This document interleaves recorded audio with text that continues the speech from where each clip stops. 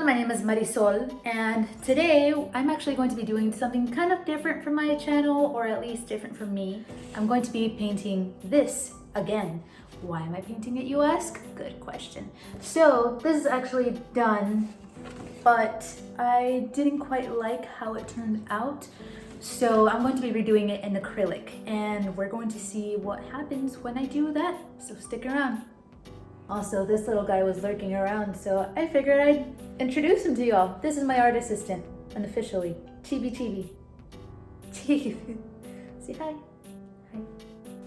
Starting off, I like to build a palette of mainly primaries to kind of get like little foothold of what I'm going to be painting.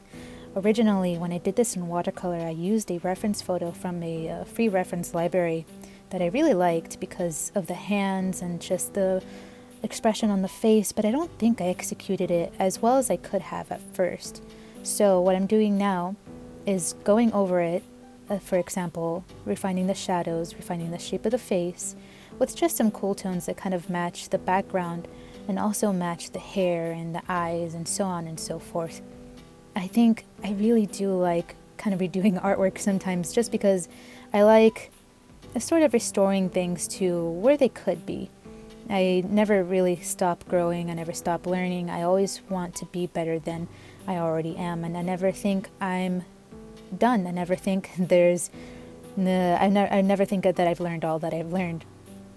So I want to continue learning and growing, and this is one of the ways that I do that, by sometimes going back, revisiting my old artworks, giving them a little spruce up. And so that's what you see here. At first I was thinking of using that color I'm putting on her eye for eyeshadow, but I changed my mind, and I am actually going to eventually turn that into a sort of shadow.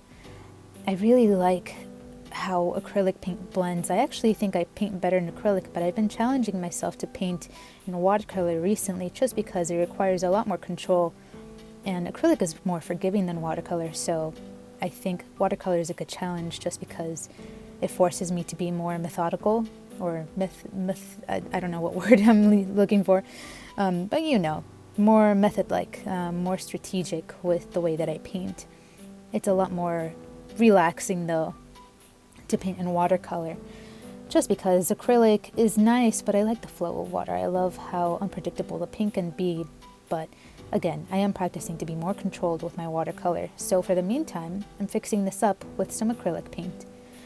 And now, what I'm going to be doing is just adding some more colors, some more foundation, some more of kind of everything.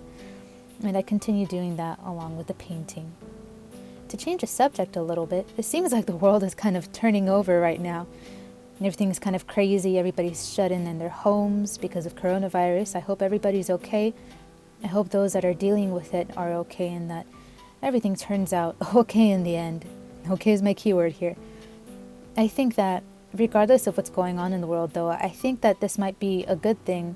Now, don't get me wrong, I don't mean that people getting sick is a good thing, but I mean that us taking the time to kind of recover and taking this break from our daily lives kind of forces us to really sort of refocus and find a new meaning in what we want to do, what path we're taking, and kind of come back to ourselves, because I feel like these past few years have been pretty distracting and have been pretty busy for all of us. So I think that this is a nice little reset button, and I hope that helps with some with the panic that's going on. I know this time can cause a lot of anxiety for a lot of people, but I'm hoping that that'll change and that this will all come, it'll pass soon. Aside from that, I've been doing fairly well. Where I live, it's pretty nice and relaxing. My dog has been really active lately. It's so cute seeing him. He was at the beginning of the video, Chibi, and he kind of looks like a little teddy bear sometimes. He's such a spoiled little brat. I love him.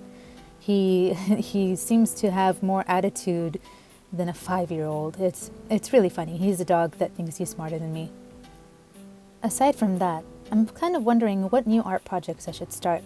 I'm thinking of doing 30-day challenges, or sort of trying out new art mediums such as gouache, or focusing on my old art mediums like graphite, ink, so on and so forth. I think that would be fun to kind of keep myself busy during this quarantine time, and also to kind of put out some new content. And if you want to let me know what you want to see me do, you can let me know in the the comments below. I can't word sometimes. I speak Spanish as well, so it's kind of hard. Like, I translate everything back and forth in my head. So, I'm not sure if anybody notices, but I have a minor accent. I don't think I do, but my friends tell me I do. I can't hear it. Can y'all hear it? I don't know if you can. Anyway, I'm having a lot of fun with this face.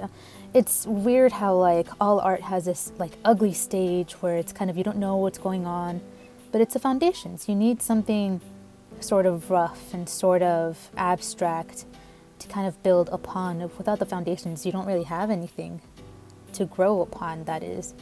It's like the plant pot of dirt to the plant. It needs some dirt so that it can blossom in. And I'm kind of liking how I did it with this. I tried not to overdo it. I tried to keep the face sort of more on the simple side. And so that's what I kept it at. I'm going over now the hair with some white. I didn't want it to be completely opaque because I still wanted some of that watercolor to show. It's not that I'm lazy. It's just I actually did like how some of the watercolor made it look like hair strands. So I'm letting that show. I just wanted it a bit more bright. I'm leaving the hands as they are because I do like how they look with the watercolor effect. I think it works well with the acrylic on this piece. And I've been a real big fan of white pupils. That's the word I'm looking for. White pupils lately. I think it looks really cool and kind of mysterious, maybe mystical, something like that. I've also gotten this new ink called the, I forgot what it's called. I think it's the Gold Ink by Winsor & Newton. It's really cool. It literally feels like actual gold ink. Well, not actual gold ink. It actually feels like liquid gold when you put it on a paper. It's so cool. I'm using some white acrylic here to add some sort of highlights. I'm kind of messing around with it. But when I use the liquid gold, at least that's what I'm calling it, it looks so pretty. You can't really tell on the paper, but it just shimmers. It's unlike any gold pigment I've ever used before.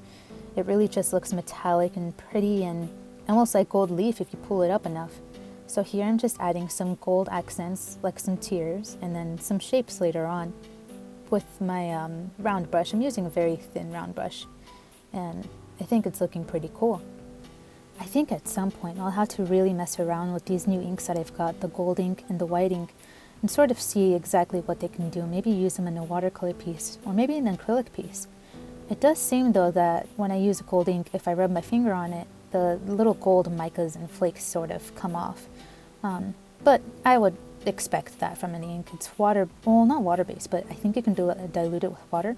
So I don't think it's a very strong binder. So I'll probably kind of go over the final piece with the varnish just to keep that gold mica intact. And now I finally finished the piece. I hope you enjoyed watching this, not tutorial, but this sort of process. And I'll be posting more videos in the meantime and kind of figure out what else I can go ahead and make, either in whatever medium. Thank you for watching. See you next time.